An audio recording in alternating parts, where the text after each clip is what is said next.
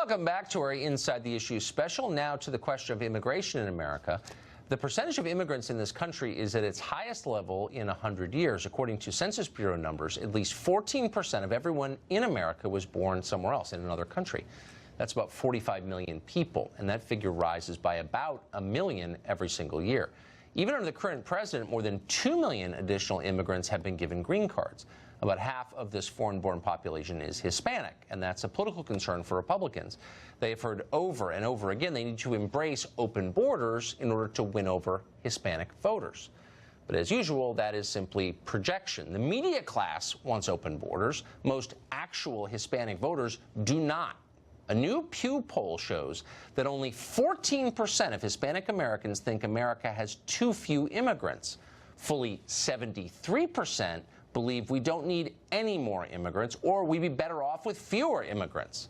And that's where most people are. Americans don't hate immigrants, obviously. It's the most welcoming country in the world. But a large majority of Americans believe we have enough already. For the last 2 years, the White House said it understood this. This is a democracy, and so major government policies must reflect the view of most citizens, especially over time. But then something changed. Over the last month, several news outlets have reported that the White House now backs policies to import even more immigrants to the highest level ever in the history of the country. The president himself said this at the State of the Union. So who's the constituency for this? Who wants this? Well, left-wing activists do, corporate donors do, CNN anchors do. And that's about it, actually. Nobody else wants that. But apparently we're getting it anyway. No wonder people are angry.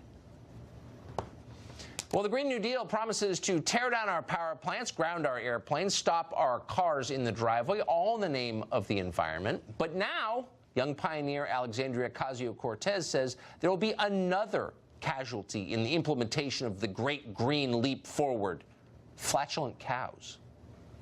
My Twitter mentions, I'm getting a lot of references about cow farts. And I think that's a reference to your Green New Deal. Yes. Can you explain that for us? Yes. In the deal, what we talk about is, I mean, and it's true, is that we need to take a look at factory farming, you know, period. It's wild.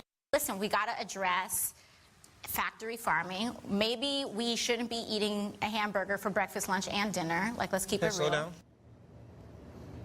Let's keep it real. Maybe we shouldn't be eating hamburgers. I mean, that's wild. Or driving cars, or using appliances, or having a middle class. Basically, that's the gist of it. Chris Hahn is radio host, a former aide to Senator Chuck Schumer, a longtime Democrat who's watching, no doubt, in horror as his party goes insane. He joins us tonight to pretend it's all okay. Great to see you, Chris. So, when you look, and I know you want to beat Trump, all Democrats want to beat Trump. Even some Republicans are just distressed by Trump. We're gonna. And maybe so. But when you look at the new leader of your party, the only Democrat powerful enough to keep Amazon out of New York, AOC, run in favor of grounding airplanes, stopping car travel, and telling people how many burgers they can eat, do you think that's a winning message for you guys? Look, she's trying to move the center back to the center, and the only way the left could do that is if they start on the left. I think for far too many years, the left have allowed the right to define the center as actually the right. And I think that's been a problem for progressives and Democrats in their policymaking, and it has disillusioned millions of voters who've turned away from them and gone to the Green Party and other parties. I just want to be clear on getting this. I don't think this is the best explanation I've ever heard. So you're saying that Alexandria Ocasio-Cortez is a centrist? What I'm saying is Alexandria Ocasio-Cortez and others who are actually proposing things that are actually seeming very far to the left have a chance of actually getting a compromise that's in the center, something Democrats have abandoned since Reagan. So by this reasoning, I would say we would be having an argument about crime, and I would say anyone accused of a crime should be summarily executed in the street like they did in Saigon during the war. And you would say, that's crazy. And I'd be like, you know what? I'm really a centrist. I'm just trying to bring us back to a sensible crime policy. I mean, shouldn't elected officials describe what they really want instead of saying crazy things to move the Overton window or whatever you're arguing?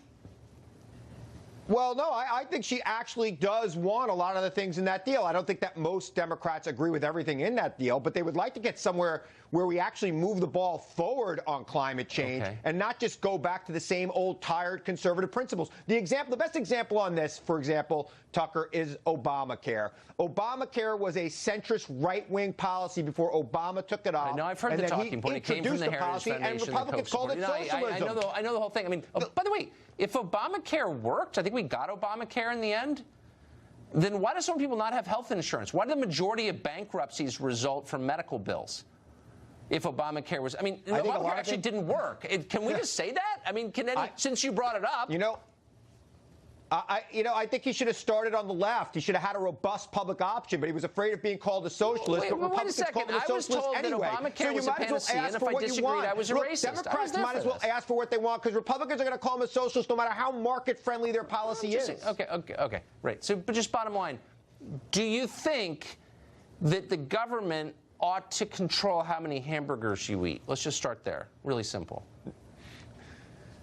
Look, in my case, it would be very hard for them to do that. So, no, I don't believe they should. So you're a hamburger resistor now. You're saying you're going to take it from my cold, dead hands. Is that what you're saying?